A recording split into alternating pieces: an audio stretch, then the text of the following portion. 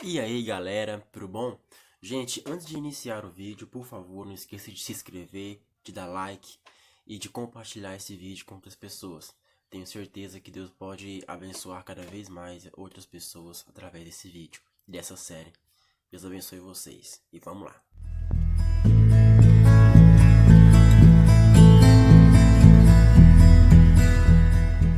Hoje o tema é culpa.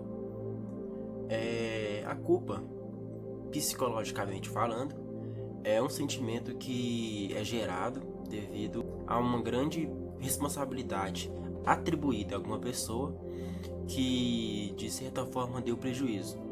É como se a culpa fosse um sentimento de que tudo que aconteceu, de coisas ruins que aconteceram em determinado momento, foi por culpa sua. Diversas vezes somos encontrados passando por este momento, por esse estado emocional de culpa, porque todo ser humano tem algo na vida que acaba que dá errado, acaba que alguma coisa acontece em determinado momento que você se sente culpado por aquilo ter acontecido, se sente culpado por alguma coisa ter dado errado, ou por alguma coisa não ter funcionado como você queria, e aí vem aquele peso de culpa terrível na sua cabeça. E junto com esse peso de culpa vem acusações, vem pensamentos de coisas que você poderia ter feito, mas você não fez, de que coisas que você, de outras opções, de outros caminhos. Então, a culpa, resumidamente, é um sentimento destrutivo ao ser humano, porque ele deteriora o nosso pensamento, o nosso psíquico.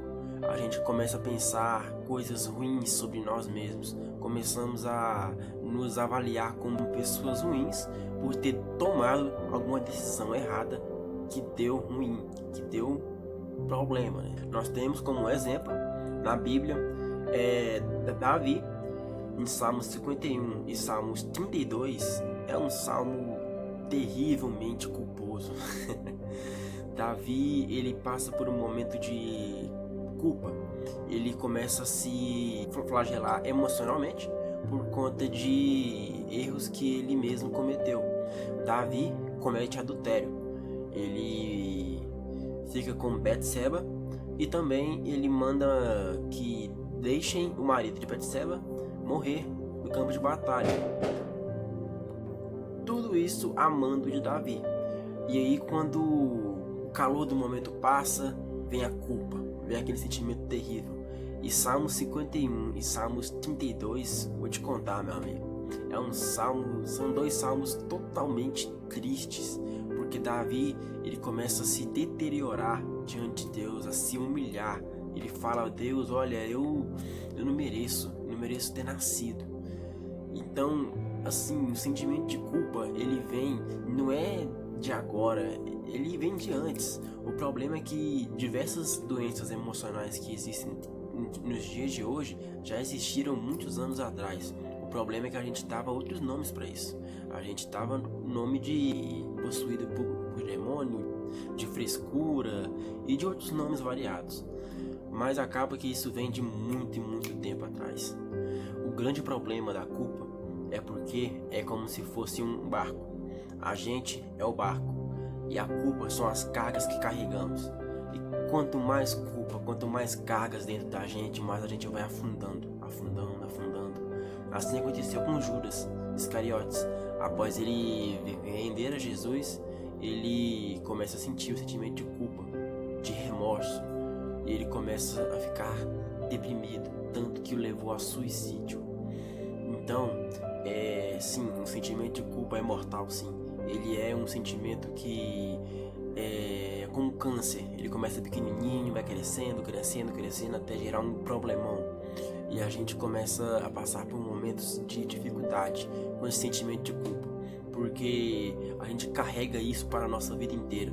Quando você está no auge, quando você está indo tudo bem, quando você está estudando, está dando tudo certo, querendo ou não, o diabo, ele usa desse sentimento, ele abusa desse sentimento de culpa e coloca na nossa cabeça: olha, você não merece. Você? Não, você poderia muito bem estar em outro patamar, mas você não tá porque você errou no passado, lembra? Pois é, É isso que o diabo usa, é dessas armas que o diabo gosta, é disso que ele gosta de fazer. E ele gosta de pegar uma mente vazia, uma mente que não está muito ligada em Deus, e começa a colocar culpa, mais culpa e mais culpa, até a gente se afogar, até a gente se deprimir. Eu já vi constantes casos de pessoas que morreram por causa de culpa, de sentimento de culpa.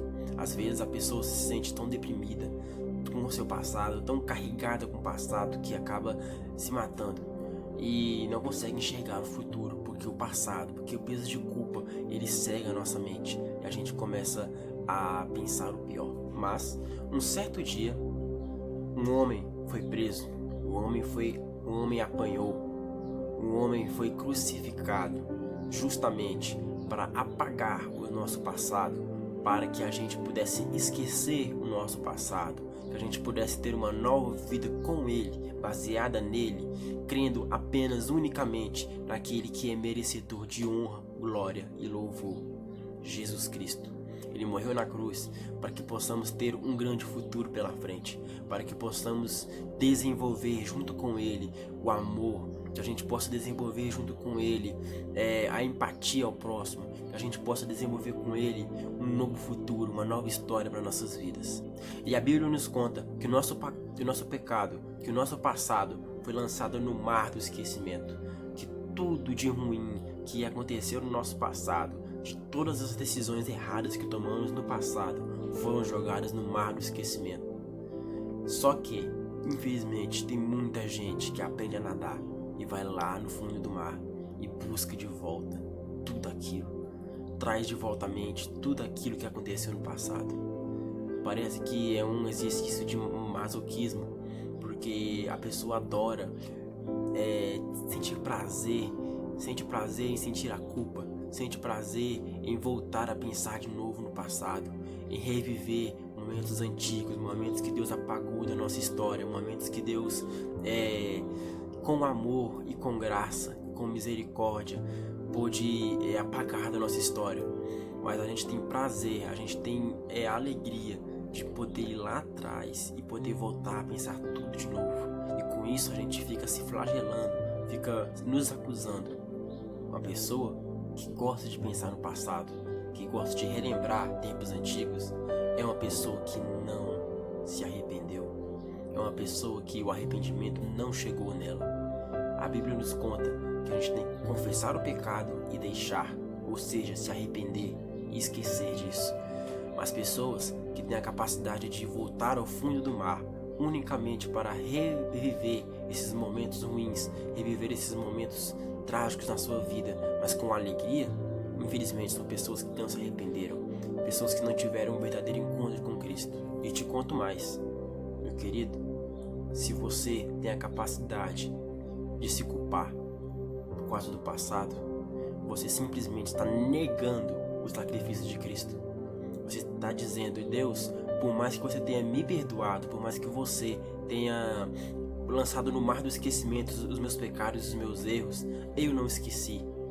Então o seu sacrifício não vale.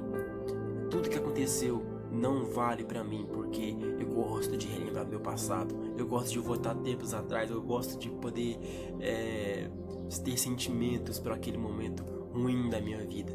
Você simplesmente nega o sacrifício de Cristo, você nega a cruz, você nega amor àquele que te amou primeiro. Mas eu posso te dizer algo mais? Tem coisas na sua vida, tem culpas que você carrega que não são suas. Tem coisas que você se culpa de ter acontecido, mas não foi por culpa sua. Não foi porque você teve a incapacidade, a infelicidade de tomar uma decisão errada. Não foi culpa sua. Tem coisas que você tem a capacidade de ficar se flagelando e pensando: nossa, por que isso aconteceu? Por que eu fiz isso? Mas não foi culpa sua. Tem coisas na vida, meu irmão, que não é culpa sua. É simplesmente um propósito. Simplesmente tem que acontecer. Romanos 8, versículo 28 e 29 vai nos dizer: todas as coisas cooperam para o bem daqueles que amam a Deus. Quando ele diz todas as coisas, são as coisas ruins e as coisas boas, coisas más e coisas edificantes, acontecem para o bem daqueles que amam a Deus. coisa que não foi culpa sua. É porque tinha que acontecer. Aquela pessoa tinha que sair da sua vida porque tinha que acontecer. Aquele emprego tinha que acabar na sua vida simplesmente porque você precisava viver as coisas boas de Deus. Aquela faculdade não deu certo simplesmente porque todas as coisas cooperam para o bem daqueles que amam a Deus. Não se culpe, não se flagele. Creia em Deus, tenha fé em Deus.